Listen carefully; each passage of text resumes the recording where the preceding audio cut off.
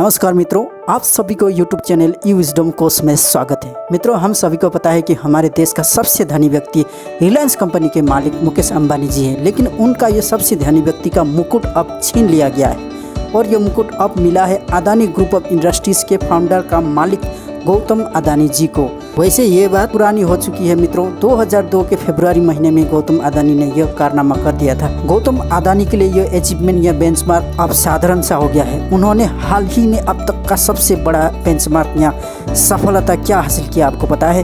वे विश्व के सबसे धनी व्यक्ति की सूची में दूसरे नंबर पर पहुंच गए थे और जिस प्रकार से उनका वेल्थ में या संपत्ति में ग्रोथ आ रहा है, उसे देखकर यह लगता है कि वो बहुत ही जल्द दुनिया के सबसे धनी व्यक्ति बन जाएगा। तो मित्रों, आज के इस वीडियो में हम बात करेंगे किस प्रकार गौतम अदानी जी जीरोपति से एक अरबपति व्यक्ति बन गए और साथ में हम उनके पर्सनल लाइफ या फैमिली बैकग्राउंड के बारे में भी देखेंगे और हम अंत में देखेंगे कि क्या गौतम अदानी जी सचमुच में दुनिया का सबसे धनी व्यक्ति बन सकता है। इसके बारे में भी हम चर्चा करेंगे। तो चलिए शुरू करते हैं। मित्रों, 1962 में गुजरात के अहमदाबाद में एक साधारण से परिवार में जन्मे गौतम अदानी जी को बिजनेस का पाठ घर से ही मिला था। उनके पिताजी एक छोटा सा कारोबार करता था। गौतम अदानी जी को पढ़ाई में इतना ध्यान नहीं था। वे कॉलेज के सेकेंड ईयर में ही पढ़ाई छोड़कर मुंबई चले गए। मुंबई में हीरा सप्लायर के यहाँ एक नौकरी करना शुरू कर दिया। 3 साल नौकरी करने के बाद उन्होंने खुद का एक कंपनी शुरू किया। इसी बीच अहमदाबाद से उनके भाई का बुलावा आया कि भाई ने अहमदाबाद में फूड को रेप यानी लपेटने वाले प्लास्टिक बनाने का एक कंपनी बनाया था। यह कंपनी जरूरी रॉ मटेरियल के अभाव के कारण ठीक से नहीं चल पा रहा था। गौतम अदानी जी ने भाई की कंपनी को रॉ मटेरियल का जरूरत पूरा करने के लिए विदेश से प्लास्टिक रॉ मटेरियल का इंपोर्ट करना शुरू कर दिया। करते करते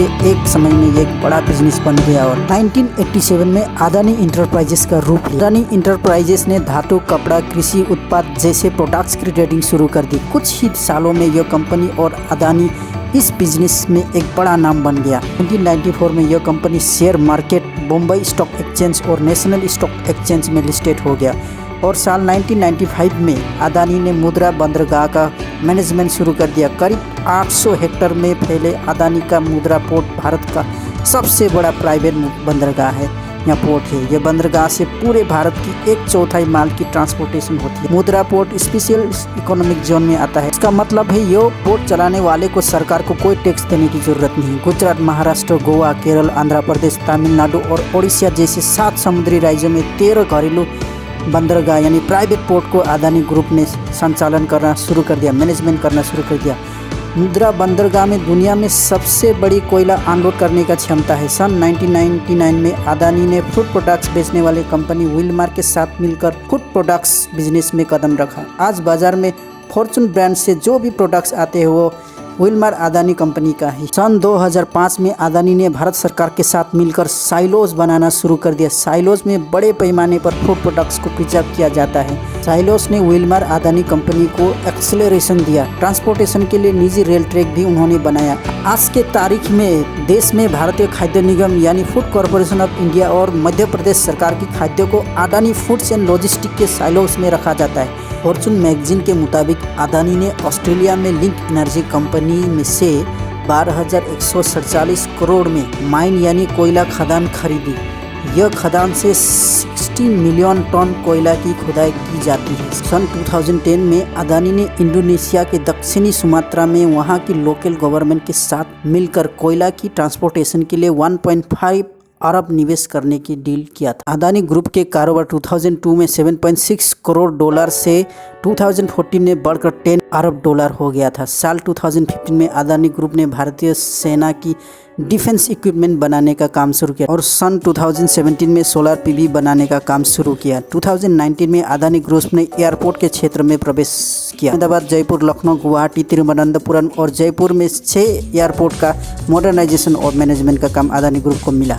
अगले 50 सालों तक इन एयरपोर्ट का मैनेजमेंट अदानी ग्रुप को संभालेगा। भारत के सेकेंड सबसे बड़ी एयरपोर्ट मुंबई में भी 74% शेयर अदानी ग्रुप का ही है। मित्रों अब चले देखते हैं कि अदानी ग्रुप से जुड़ी अब तक क्या क्या एलिगेशंस या विवादें हैं। गुजरात सरकार द्वारा अदानी ग्रुप को कौड़ियों के भाव में यानी बहुत सस्ते दाम में मुंद्रा एयरपोर्ट के लिए ढेर सारे जमीन देने का आरोप है। सन 2010 में अदानी के भाई कस्टम ड्यूटी चोरी के मामले में गिरफ्तार किया गया था। वे अदानी ग्रुप के मैनेजिंग डायरेक्टर थे। 2014 में गुजरात में बन रहे लग्जरी प्रोजेक्ट में काम कर रहे 6000 मजदूरों की बहुत खराब हालत होने का एक रिपोर्ट निकला था। इन मजदूरों के बुरे हालत होने का अदानी ग्रुप को जिम्मेदार ठहराया गया था। चलिए मित्रों, अब हम गौतम अदानी के फैमिली के बारे में जानते हैं। उनके पिताजी का नाम है शांतिलाल अदानी और माताजी का नाम है शांता अदानी। गौतम अदानी 7 भाई बहन है। गौतम अदानी की पत्नी का नाम है प्रीति अदानी और उनके 2 बेटे हैं, करण अदानी और जीत अदानी। तो मित्रों, अंत में चलिए अब हम आज के सबसे इम्पोर्टेंट पॉइंट पर चर्चा करते हैं। आज का सबसे इम्पोर्टेंट पॉइंट था कि क्या गौतम अदानी सचमुच में दुनिया का सबसे अमीर व्यक्ति बन पाएगा? क्या उनके दुनिया का सबसे अमीर व्यक्ति बनने का चांसेस है? चलिए देखते हैं। मित्रों, फिलहाल दुनिया का सबसे अमीर व्यक्ति है टेस्ला और स्पेस एक्स कंपनी के ओनर इलॉन मस्क। और आजकल यह रैंक बड़ी फ्लक्चुएशन होते रहते, यानी ऊपर नीचे बहुत ज़्यादा होते रहते। कुछ दिन पहले अमेजन कंपनी के मालिक जेफ बेजोस नंबर 1 पर थे। उससे पहले कुछ दिन के लिए अलीबाबा के मालिक चीन देश के जैक मा यून भी नंबर 1 पर पहुंचे थे। और हम सभी लोग माइक्रोसॉफ्ट कंपनी के ओनर बिल गेट्स के बारे में तो जानते हैं, वे बहुत दिनों तक नंबर 1 के पोजीशन में थे। तो इस प्रकार मित्रों, व्यक्तियों के बिजनेस टर्नओवर के आधार पर उनके रैंकिंग ऊपर नीचे होते रहते हैं। फिलहाल हमारे गौतम अदानी जी चौथे स्थान पर है। कुछ दिन पहले जेफ बेजोस को पार करके दूसरे नंबर भी पहुंचे थे। फिलहाल दूसरे नंबर पर LVMH कंपनी के मालिक बर्नार्ड आर्नोल्ड एंड फैमिली पहुंचे। लेकिन आप यह चार्ट में देख सकते हैं कि बाकी लोगों की संपत्ति में वेल्थ में कमी आ रही है। ये रेड सिग्नल वही दर्शाता है। आप गौतम अदानी के सिग्नल में देखते हैं कि वहाँ उनके सिग्नल ग्रीन है, मतलब उनके संपत्ति में निरंतर ग्रोथ आ रही है। और इसी प्रकार निरंतर बढ़ता ही गया तो गौतम अदानी 1 नंबर पर अवश्य पहुंच सकता है। दुनिया का सबसे अमीर व्यक्ति अवश्य बन सकता है। वैसे नंबर 1 पर रहे इलॉन मस्क के साथ गौतम अदानी का वेल्थ का फासला बहुत बड़ा है। गौतम अदानी का नेट वर्थ है $134.7 बिलियन और नंबर 1 पर रहे इलॉन मस्क के $232 बिलियन। मित्रों, आपको बता दें कि आज के 6 दिन पहले गौतम अदानी का नेट वर्थ $155 पहुंच चुका था जब वे दूसरे नंबर पर पहुंचे थे। और गौर करने वाली बात यह है कि गौतम अदानी के ग्रोथ चार्ट पर देखें तो 2002 में उनका नेट वर्थ था ओनली $20 बिलियन। 2022 के अगस्त महीने में $120 बिलियन हो गया और कुछ दिन पहले वह $155 बिलियन पहुंच चुका था। इस प्रकार गौतम अदानी का अगर वेल्थ ग्रोथ होता रहा था वे अवश्य नंबर 1 पर पहुंचेंगे और ये ज़्यादा दिन नहीं है।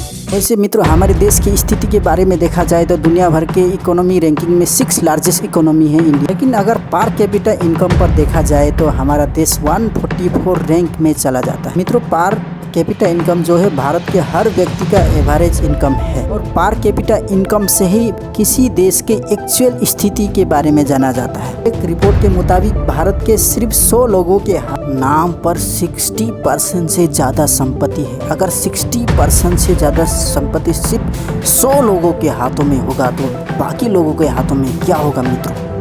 इतना बड़ा इनइक्वालिटी है। तो इसी कारण हम दुनिया के 6 लार्जेस्ट इकोनॉमी होने के बाद भी हम इतने पीछे हैं अभी। मित्रों, इस अनइक्वल डिस्ट्रीब्यूशन ऑफ वेल्थ के बारे में एक अलग वीडियो हम बनाएंगे। तो आज का वीडियो आपको कैसा लगा कमेंट बॉक्स में कमेंट करना ना भूलिएगा। और साथ में अगर आपने अभी तक हमारा चैनल को सब्सक्राइब नहीं किया है तो सब्सक्राइब करके बेल आइकन दबाना ना भूलिएगा, ताकि इस प्रकार की जितना भी इम्पोर्टेंट वीडियो मैं बनाऊँ आप तक पहुँचे और आप इसे देख सकें। फिलहाल आपका दिन शुभ हो, मंगलमय हो। फिर मिलेंगे अगले वीडियो में। धन्यवाद।